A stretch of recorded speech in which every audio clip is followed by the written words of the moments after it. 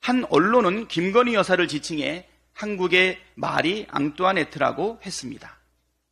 앞서 영국 로이터 통신, BBC 방송, 일간 가디언, 미국 시사주간지 타임, 월스트리트 저널 등에서도 김건희 스캔들을 다뤘습니다. 김건희 스캔들이 그야말로 글로벌 핫 이슈가 되었습니다.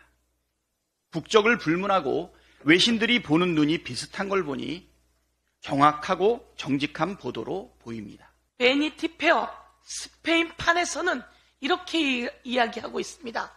한국의 마리 앙뚜아네트, 영부인의 디올백 선물이 비난을 불러일으키다 라고 스페인 여러 언론에서 이야기를 하고 있다는 겁니다. 한국의 마리 앙뚜아네트. 그리고 일본까지 왔습니다.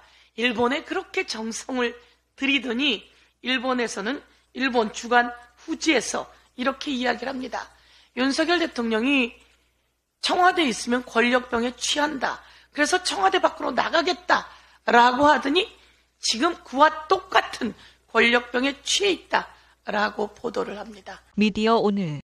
일본인들은 정직하다. 무슨 일이든 정확하다는 것을 느꼈다. 윤석열 대통령이 지난해 3월 일본 요미우리 신문과의 인터뷰에서 했던 말입니다. 윤석열 대통령이 정직하고 정확하다고 믿는 일본의 한 언론이 김건희 명품백 수수 사건을 보도하면서 윤석열 대통령이 권력병에 걸렸다고 보도했습니다. 일본 주간 후지에 최근 보도된 내용을 옮겨보겠습니다. 대통령이 쓴 보고를 싫어하니 측근들은 달가운 보고만 하고 실패하면 책임은 측근이 아닌 외부에 묻는다. 이제는 심한 권력병 환자다. 정확하고 정직한 보도인지는 모르겠지만 일본뿐만 아니라 스페인, 아르헨티나 등 스페인어권 매체들도 김건희 여사 스캔들을 비슷한 취지로 다루고 있습니다.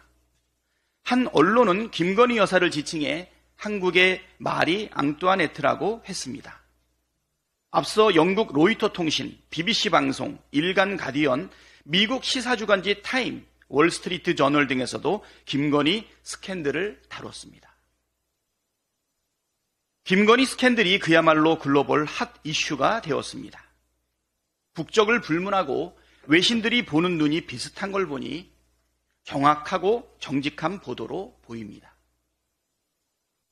김건희 여사는 이름이 널리 알려지고 돋보여서 기분이 좋을지 모르겠지만 우리 국민은 부끄럽기 짝이 없습니다. 이렇게 된 이유는 분명합니다. 윤석열 대통령이 배우자에 대한 수사를 거부하고 범죄 의혹을 비호하고 있기 때문입니다. 해외의 매체들이 앞다퉈 김건희 스캔들을 다루고 윤석열 대통령을 권력병 환자로 취급하고 있는 상황에서 우리나라의 위신이 설 리도 없고 외교가 제대로 될 리가 만무합니다.